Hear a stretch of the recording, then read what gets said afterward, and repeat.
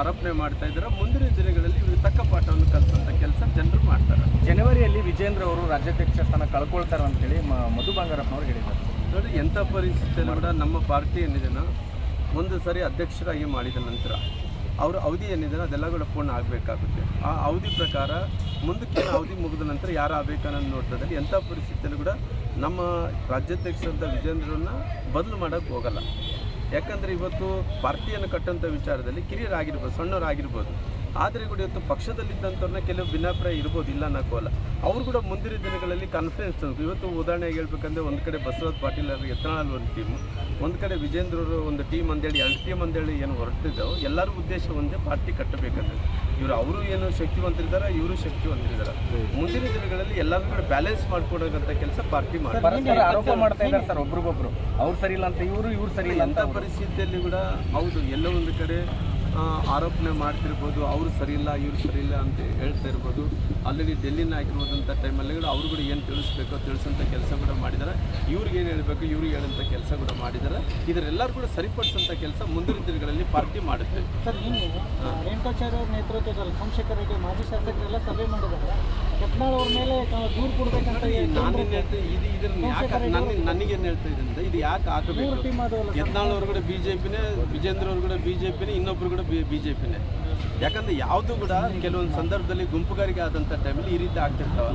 ನಾನು ಯಾವ ಗುಂಪುಗಾರಿಕೆ ಆಗೋದು ಬೇಡ. ಉಚ್ಚಾಟನೆ ಮಾಡೋದ್ರಿಂದ ಏನು ಪ್ರಯೋಜನ ಆಗಲ್ಲ. ಇವತ್ತು ಯತ್ನಾಳವರಿನ ಸಣ್ಣವರ ಅವ್ರುಗಳು ಕೇಂದ್ರದಲ್ಲಿ ಮಂತ್ರಿ ಆದಂಥವ್ರು, ರಾಜ್ಯದಲ್ಲಿ ಕೂಡ ಕೆಲಸ ಮಾಡಿದಂಥವ್ರು, ಶಾಸಕರು ಇದ್ದಂಥವ್ರು, ಇಲ್ಲಿದ್ದಂಥವ್ರು ಕೂಡ ಏನು ಸಣ್ಣವರಲ್ಲ, ಅವರು ದೊಡ್ಡವರು ಇದ್ದಾರೆ. ಅವರು ಕೂಡ ಕೆಲಸ ಮಾಡಿದಂಥವ್ರು, ಎಲ್ಲರೂ ಕೂಡ ಅನುಭವದಿದ್ದಂಥ ರಾಜಕಾರಣಿಗಳು ನಾವೆಲ್ಲರೂ ಇದ್ದೀವಲ್ಲ, ಎಲ್ಲರೂ ಸೇರಿದ್ರೆ ಮಾತ್ರ ಪಾರ್ಟಿ ಆಗುತ್ತೆ.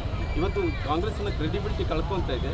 ದಿನಕ್ಕೆ ಕೂಡ ಅವರು ವರ್ಚಸ್ಸನ್ನು ಕಳ್ಕೊಂಡಂಥ ಟೈಮಲ್ಲಿ ಮುಂದಿನ ದಿನಗಳಲ್ಲಿ ಕಾಂಗ್ರೆಸ್ಸಿನ ಮುಂದಿನ ಅಧಿಕಾರಕ್ಕೆ ಬರಲಿಕ್ಕೋಸ್ಕರವಾಗಿ ನಾವೇನು ಮಾಡಬೇಕನ್ನಂಥ ಪ್ರಯತ್ನ ಮಾಡ್ಕೋಬೇಕಲ್ಲಿ ನಮ್ಮಲ್ಲಿ ಕಚ್ಚಾಟ ಮಾಡಿದಂಥ ಬೇರೆಯವ್ರಿಗೆ ಲಾಭ ಆಗುತ್ತೆ. ಹಂಗಾಗಿ ಮುಂದಿನ ದಿನಗಳಲ್ಲಿ ನಾವು ಸಣ್ಣ ಸಣ್ಣ ಸಮುದಾಯಗಳನ್ನ ಒಂದು ಮಾಡ್ಕೋಬೇಕು. ಮುಂದಿನ ದಿನಗಳಲ್ಲಿ ನಾವು 2028ಕ್ಕೆ ಅಧಿಕಾರಕ್ಕೆ ಬರಬೇಕಾದ್ರಿಂದ ಎಲ್ಲ ಹಿಂದುಳಿದಂಥ ಸಮುದಾಯಗಳು ಇವತ್ತು ಸಣ್ಣ ಸಣ್ಣ ಸಮುದಾಯಗಳು ಒಂದು ಮಾಡಿಕೊಂಡು ಈ ಮೈಕ್ರೋ ಕಮ್ಯುನಿಟಿ ಯಾವ ಸಣ್ಣ ಸಣ್ಣ ಇದಾವೋ ಅವೆಲ್ಲರೂ ಕೂಡ ಸರಿ ಮಾಡಿಕೊಂಡ್ರೆ ಮಾತ್ರ ನಾವು ಮುಂದಕ್ಕೆ ಅಧಿಕಾರ ಬರಲಿಕ್ಕೆ ಅನುಕೂಲ ಆಗುತ್ತೆ. 27ನೇ ತಾರೀಕು ದಾವಣಗೆರೆಯಲ್ಲಿ ಸಮಾವೇಶ ಇಟ್ಕೊಂಡು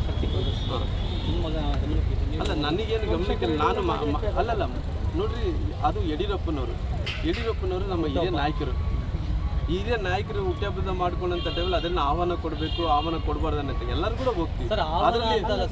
ಒಂದು ಮೆಸೇಜ್ ಕೊಡಬೇಕು ಅಂತ ಅಂದ್ರೆ ಅಲ್ಲ, ಮೆಸೇಜ್ ಅನ್ನೋ ಪ್ರಶ್ನೆನಿಲ್ಲ. ಇವತ್ತು ಯಡಿಯೂರಪ್ಪನವರು ಪ್ರಶಾಸಿತ ನಾಯಕರು, ಎಲ್ಲರಿಗೆ ಬೇಕಾದಂಥ ಒಬ್ಬ ನಾಯಕರಿದ್ದಾರೆ. ಅವ್ರು ಹುಟ್ಟಿದಬ್ಬ ಮಾಡ್ತಾರೆ, ಎಲ್ಲರೂ ಹೋಗೇ ಹೋಗ್ತಾರೆ. ಅವ್ರು ಯತ್ನಾಳ್ ಅವರು ಕೂಡ ಬಂದೇ ಬರ್ತಾರೆ. ಯಾಕಂದರೆ ಪಾರ್ಟಿ ನಾಯಕರು ಎಲ್ಲರೂ ಕೂಡ ಹೈಕಮಾಂಡ್ ಕೂಡ ಬರುತ್ತೆ. ಮಾಡಬೇಕು ಅಂತೇಳಿ ಪಾರ್ಟಿ ತೀರ್ಮಾನ ತೊಗೊಂಡ್ರೆ ನಾವು ಯಾರು ಕೂಡ ಯಡಿಯೂರಪ್ಪರ ಬಗ್ಗೆ ಭಿನ್ನಾಭಿಪ್ರಾಯ ಇಲ್ಲ. ಅವರು ನಮ್ಮ ಶಕ್ತಿವಂತ ನಾಯಕರಿದ್ದಾರೆ. ಅವರು ಹುಟ್ಟಿದಬ್ಬ ಆಚರಣೆ ಎಲ್ಲರೂ ಹೋಗೇ ಹೋಗ್ತಾರೆ. ಪಂಚಮಶಾಲಿಯ 2A ಬಗ್ಗೆ ಹೇಳ್ಬೇಕು.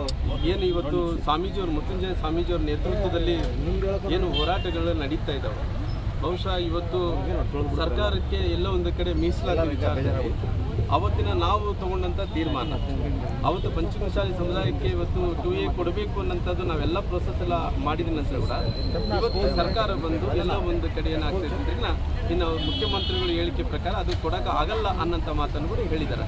ಹಂಗಾಗಿ ನಾನೇನು ಹೇಳ್ತೀನಿ, ಇವತ್ತು ಪಂಚಮಶಾಲಿ ಸಮುದಾಯದಲ್ಲಿ ಕೂಡ ಭಾಳಷ್ಟು ಮಂದಿ ಬಡವರು ಇದ್ದಾರೆ. ಅವರು ಕೂಡ ಇವತ್ತು ಎಲ್ಲ ಸೌಕರ್ಯಗಳನ್ನು ಎಲ್ಲ ಏನೇನು ಸಿಗಬೇಕಾಗಿ ಎಲ್ಲವನ್ನು ಕೂಡ ಕಳ್ಕೊಂಡಿದ್ದಾರೆ. ಇವತ್ತು ಎಂಥ ಪರಿಸ್ಥಿತಿಯಲ್ಲಿ ಸಮಯ ಕೊಡೋದ್ರಿಂದ ಅವ್ರು ಏನು ತಪ್ಪೇನಾಗುತ್ತೆ.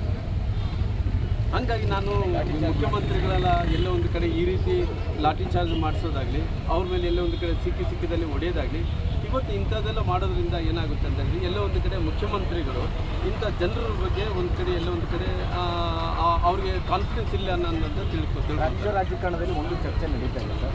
ಶ್ರೀರಾಮುಲು ಅವರು BJP ಬಿಟ್ಟು ಕಾಂಗ್ರೆಸ್ ಸೇರ್ಪಡೆ ಆಗ್ತಾರೆ ನೋಡ್ರಿ, ನಾನು ಅದ್ರ ಬಗ್ಗೆ ಹೇಳಕ್ ಹೋಗಲ್ಲ. ನನ್ನ ಕ್ರೆಡಿಬಿಲಿಟಿ ಬಗ್ಗೆ ನಾನು ಹೇಳಕ್ ಹೋಗಲ್ಲ. ರಾಮುಲು ಅವರು ಇವತ್ತು ಅಧಿಕಾರ ಕಳ್ಕೊಂಡಿರ್ಬೋದು. ಅಧಿಕಾರ ಕಳ್ಕೊಂಡಿದ್ದಕ್ಕೋಸ್ಕರ ನಾವೇನು ಸತ್ತಿಲ್ಲಲ್ಲ. ರಾಜಕಾರಣದಲ್ಲಿ ನಾನುಗಳು ಸೋಲು ನೋಡಿದ್ದೀನಿ, ನಾನುಗಳು ಗೆಲುವು ನೋಡಿದ್ದೀನಿ.